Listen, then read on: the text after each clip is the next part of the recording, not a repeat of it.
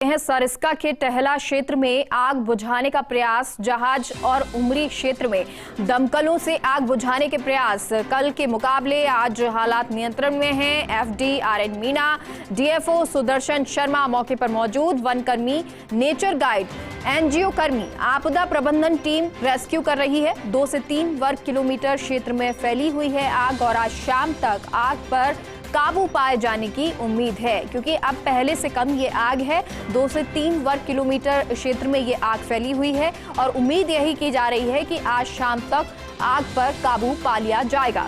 और सहयोगी निर्मल हमारे साथ जुड़ गए हैं। निर्मल, क्या पूरी जानकारी है, क्योंकि जो आग पर है लगभग काबू पा लिया गया है, बताया जा रहा है कि अब बहुत सीमित ये आग रह गई है जो आज शाम तक भी बुझा दी जाएगी।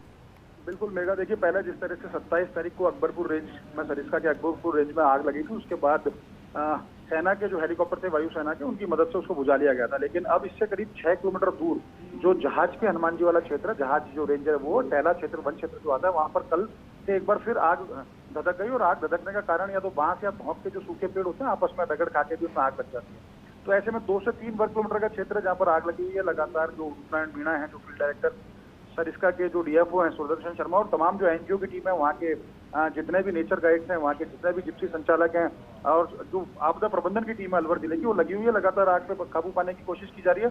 काफी हद तक स्थिति नियंत्रण में है। लेकिन देखिए मेगा, समझने वाली बात यह है कि इस समय देश में वो कुल 52 टाइगर रिजर्व है, उनमें से 9 टाइगर रिजर्व में 56 स्थानों पर आग लगी हुई है। इनमें सबसे ज्यादा जो मेलघाट जो टाइगर रिजर्व है उसमें 27 स्थानों पर, पलामू में 13, सरिस्का में 4, बांधवगढ़, सतपुड़ा और अचानक मार में 3-3 जगह, और इंद्रावती, पन्ना और दांदेली अंशी जो है उनमें एक स्थान पर आग लगी हुई है। बताया जा रहा है कि जिस तरह से तमाम जो एनटीसी और पीसीसीएफ हॉफ को लगातार अलर्ट जारी कर दिया गया है, जो फायर की तरफ से जितना जो फायर डिटेक्शन जो सिस्टम लगा हुआ है, तो कोशिश ये की जा रही है कि आने वाले जैसे जैसे गर्मी बढ़ेगी, आग देने की सूचनाएं, घटनाएं और ज्यादा हो सकती हैं, तो इन पर काबू पाने के लिए पहले से ही प्रयास किए जाएं। फिलहाल अगर सरिस्का की सीधे तौर पर बात करें तो स्थिति लगभग नियंत्रण में, और उम्मीद ये की जा रही है कि शाम को जैसे जैसे शाम चढ़ेगी, दिन चढ़ेगा, जैसे जैसे 4-5 बजे के आसपास इस आग पर काबू पा लिया जाएगा। लेकिन फिर कहा जा रहा है इस बात को कि एहतियात बरतने की जरूरत है। निश्चित तौर पर गर्मी बढ़ने के साथ साथ आगजनी की घटनाएं बढ़ेंगी, तो ऐसे में दमकल जो है उनको अलर्ट पर रखा जाए। जिला प्रशासन की जो आपदा प्रबंधन टीम है उसको अलर्ट पर रखा जाए, और कोशिश ये की जाए कि वन और वन्यजीव दोनों को नुकसान से बचाया जा सके। तो फिलहाल तो स्थिति नियंत्रण में, और उम्मीद ये की जानी चाहिए कि शाम तक जो है आग पर काबू पा लिया जाए। बिल्कुल, और आग पर काबू पा लिया जाएगा शाम तक कहा जा रहा है। लेकिन वन्य जीवों की अगर बात करें निर्मल, तो क्योंकि अभी कोई आंकड़ा सामने आया है, क्योंकि बाघों का खास तौर पर कहा जा रहा है कि वहाँ उन क्षेत्रों में बाघ ज्यादा थे, तो बहुत ज्यादा चिंता उस विषय के लिए थी। बिल्कुल बिल्कुल मेगा, देखिए जिस तरह से 27 तारीख को जो अकबरपुर रेंज में आग लगी, तो वहाँ पर SC-17 जो बाघिन है वो और उसके 2 शावक थे। लेकिन उसके बाद में कैमरा ट्रैपों की फोटो आ गई, दोनों सकुशल हैं।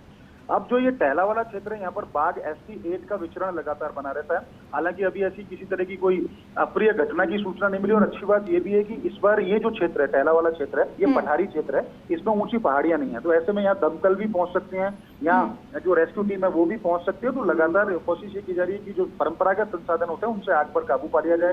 दमकलों से लगातार कोशिश की जा रही है। 2 दमकल लगातार रोटेशन कर रही है, तीसरी दमकल को जहाज क्षेत्र में रखा हुआ है, तो स्थानीय ग्रामीण है वो भी मदद कर रहे हैं। तो उम्मीद ये की जानी चाहिए, क्योंकि नीचे वाले क्षेत्र में आग लगी हुई है, तो जल्दी इस पर काबू पा लिया जाएगा। फिलहाल किसी तरह से वन्य जीवों को किसी तरह के नुकसान की कोई ना तो सूचना है, और उम्मीद की जानी चाहिए कि इस तरह का कोई नुकसान हो भी ना, क्योंकि कोशिश यही है लगातार जो 100 से चलिए, और उम्मीद भी यही की जा रही है, और अभी तक कोई सूचना भी नहीं मिल रही है कि इस तरह के बहुत ज्यादा कोई नुकसान हुआ है। बहुत बहुत शुक्रिया आपका निर्मल जानकारी के लिए। फिलहाल एक छोटे से ब्रेक के लिए रुकते हैं।